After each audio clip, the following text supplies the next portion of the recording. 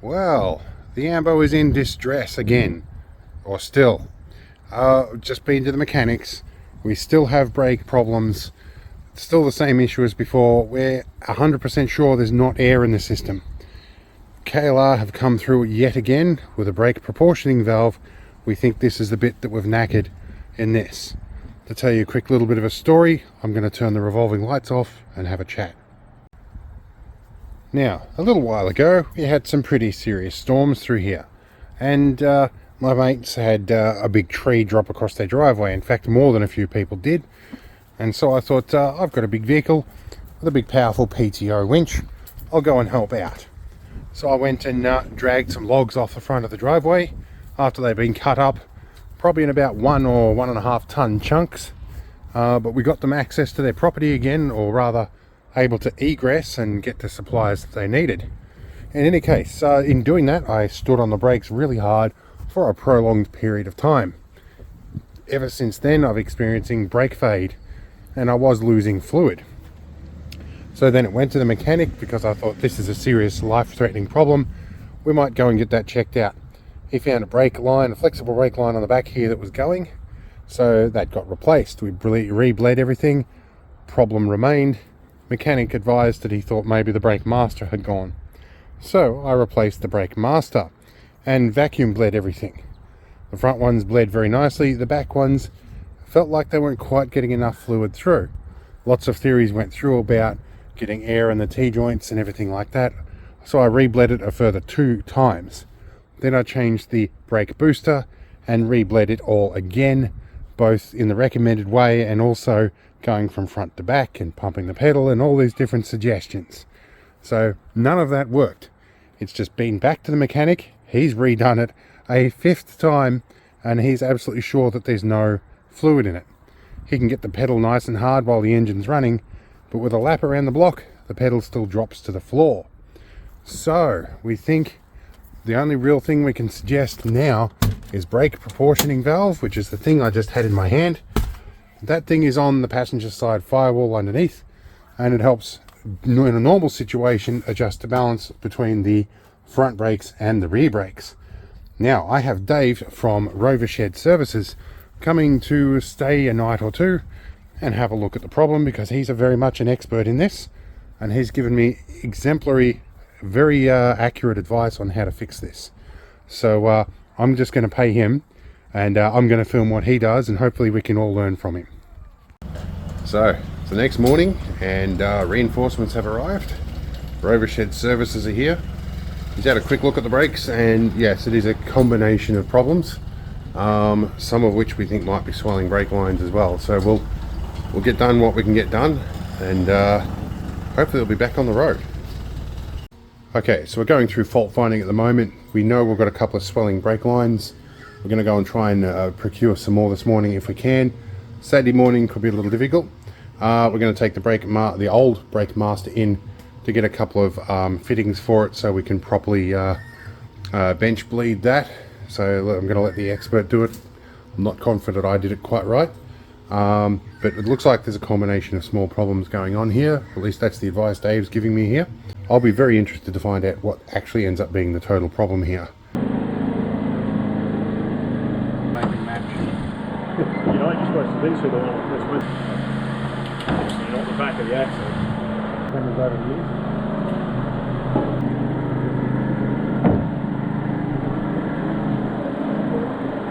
You got a pretty good snap. Now I'm learning about proportioning valves now. We've just removed the switch on here which acts as the brake fail warning switch on the proportioning valve, and this switch you should be able to push. There you go, that little pin in there is the switch actuator. Pulling this out allows inspection of that proportioning valve to see if it's been overset or damaged or whatnot. Here you go, have your life. Alright, so I don't know how clear that's going to come up, but inside the proportioning valve you can see what appears to be rust on the spool and a little bit of condensation or brake fluid. I'm not going to get a good angle on that, I don't think. Yep, go. Yep, brakes on. Brakes off. Brakes off. Righto, did that feel any different? I'm going to put my foot on again. It feels fairly solid. It doesn't feel like it's sagging or I have to pump it up. I got a feeling that your proportion valve is seized. Nothing technical about this. This is just that's the weather seal that the switch contact goes onto. Yep. So normally they just rely on that little rubber O-ring, which split. Yep. So that's perished for a start. Yep.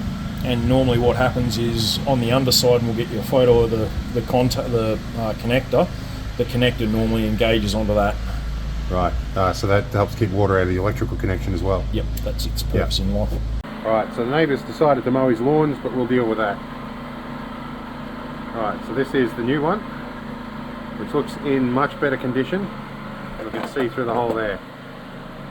So it moves much more freely by the feel of it. So yeah, I can look at the standoff light. Yeah, and yeah, it does just a tiny bit more. Right, so the other one's probably got a bit of corrosion inside that's preventing it from fully returning. Okay, so we're removing the or dismantling the old proportioning valve. And it's on there pretty tight. Need a vice. Yep. Right, let's go to the shed. So to unmake it. Got it. Cool. Yeah, it's definitely in there good. Oh yeah. Cool. So full of goopy shit and not very happy and very stuck. So what would have happened is that would have been over centered. And you get a little air pocket that builds up in there. That just never shifts because you can't get the fluid flow past it. Builds up on one of either end, but most commonly it builds up in this end, and then you never get your brakes to bleed. The trick that I use for getting it out is you bleed past it, take the line off the master cylinder, and then expand the calipers. So what I'll do is I'll take the brake pads out of a caliper or out of two calipers on this side of the system, fill them right the way up, get good fluid in there, and then open the top and then bleed it backwards by pushing the pistons back into the cylinders and reverse bleeding up and getting the air out of the top fittings. Sneaky trick, but works, but it's a pain in the ass to do on the side of the road if you have to, but it does work. This is why I've got you here. And then if you have a look in there is the other part of the piston that goes onto that. So we've got half the piston out. Yep. See if we can put the P-clip back on here. Ah, that looks better. Select a bearing. I had that plugged into the tablet. Squishmallow! You found a squishmallow? Yes. I didn't know they roamed wild.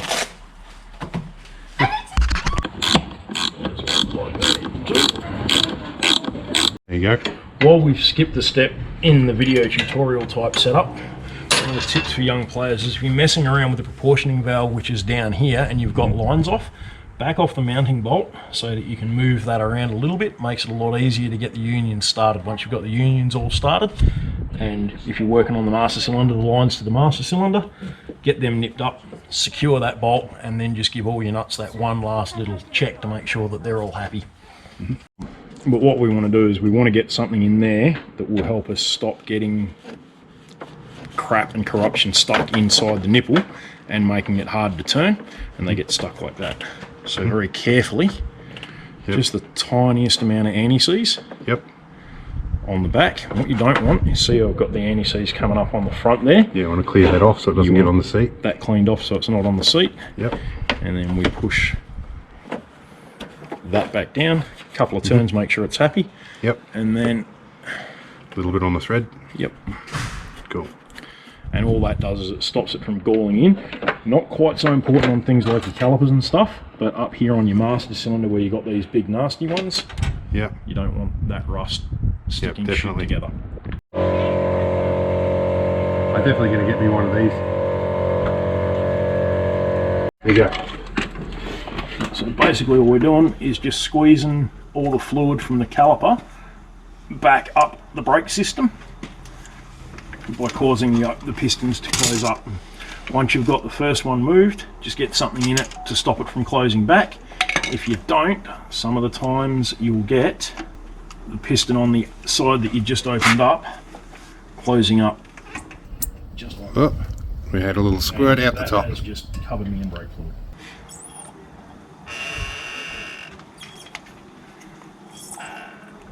Yep, it's coming out the top. So we're cutting a little V groove into the thread there. Yep. To allow a little bit of air to come back in. Oh, fluid out. Or fluid out. going to go and rotate this to about there. Ah, righto, I see. That's air in there, fluid out the bottom. That's it. So now we're going to very carefully fill this up with brake fluid. Right, so it's finger over the hole as it goes in.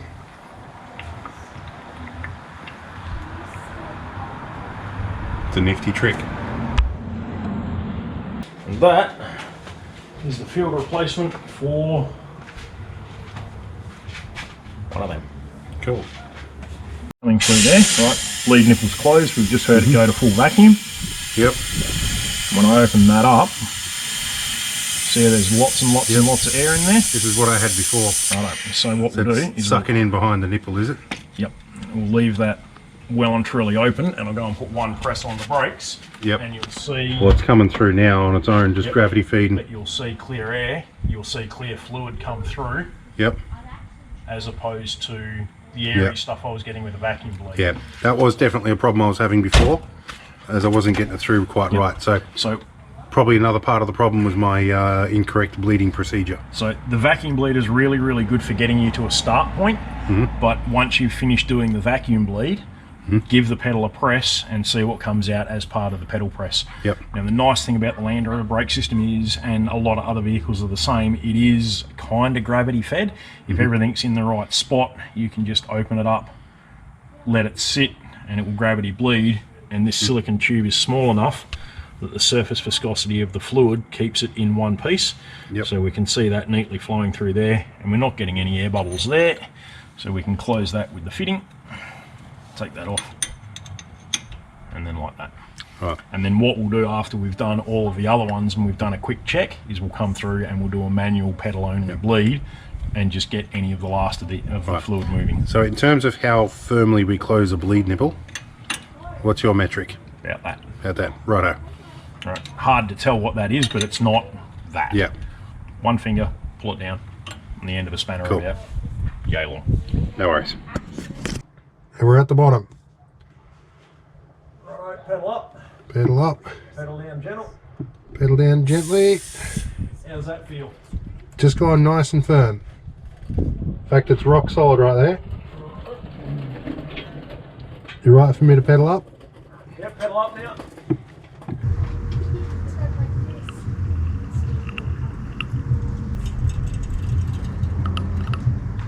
Yeah, pop the clouds.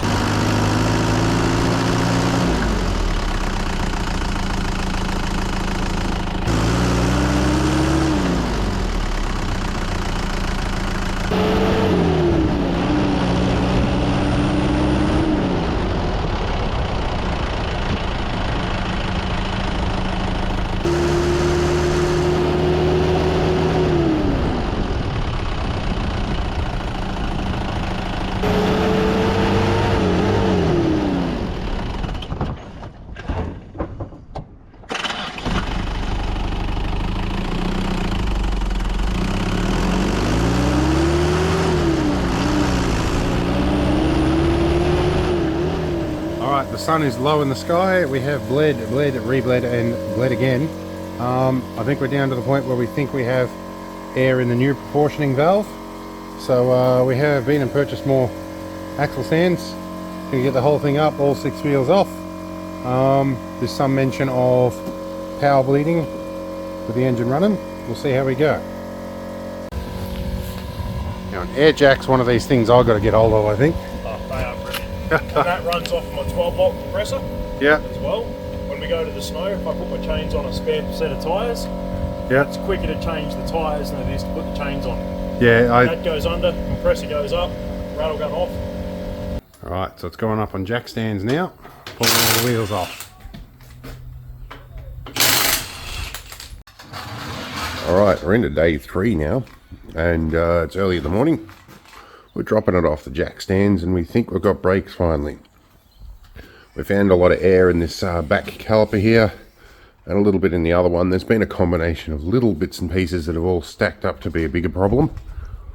But I think we've finally got through it all, so we'll go over and recap everything that was wrong once we do a test drive.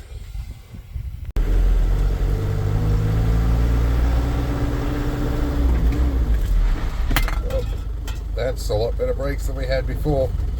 It's my brake indicator.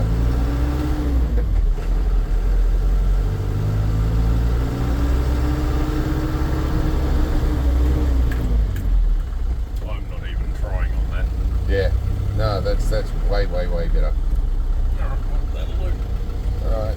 Unless you want to go for a decent drive minute. I'm pretty good at this So way. we've gotten the brakes done on the 60 and we had what I like to call a tolerance failure. There wasn't one thing that was causing the whole of the problem. We had several small things creating one large problem. The first thing we did was swap out, after a quick attempted bleed to figure out what was going on and some pedal manipulation, it was worked out that the proportioning valve up the front wasn't doing its job properly. It had air in it, stuck behind the spring, and it was seized in the protection for the front brakes, which means we weren't getting a lot of brake fluid flow down to the back. Once we had that changed out, we were able to get full flow to the calipers down the back, do the old trick, pull the pads, push all the pistons all the way back in, and then clamp off the lines for the brakes that we weren't bleeding, then bleed them up, and we had full brakes again. Yeah, so definitely a combination of problems. It wasn't any one single issue. Correct. But yeah, certainly that proportioning valve, I think, definitely wasn't helping the matter. No, that was the, if the proportioning valve had been working properly when anyone else had been trying to bleed the brakes, they probably would have got it on the first or second go at bleeding it. But because the flow rate to the back brakes was so low, which is why you had to pump the pedal to get them up, you just weren't getting enough flow to shift the air out of the back brake, the back axle calipers. That's right. So yeah, definitely very worthwhile having you come down. So Welcome, anytime. it'll be good. All right, so one of the other things we did was bleed up the clutch. Common on most Land Rovers, particularly the earlier shed class ones that look like a Kmart shed on wheels. The slave cylinder points downhill when the vehicle's sitting flat. The advice that I give everyone is try and get it to the position where the bottom of the front wheel is 18 inches higher than the back wheel. So that comes up to like about there somewhere. Once you've got it up at that height, the master cylinder, the slave cylinder is then pointed slightly uphill and she'll bleed first time, every time. Right, yeah, well it certainly made a difference here, and I can tell I had a little bit of air in there. So after we did that, the clutch pedals actually got full travel, a lot easier to slip in and out of gears. So, yeah, I've certainly learned a lot, and it's been great having you around here. And certainly take a load off me, and yeah, certainly worth calling you. It was above my pay grade for sure. Happy days. So yep, no worries. So Prentice definitely liked having him around. All right, we will see Rovershed again, I'm sure.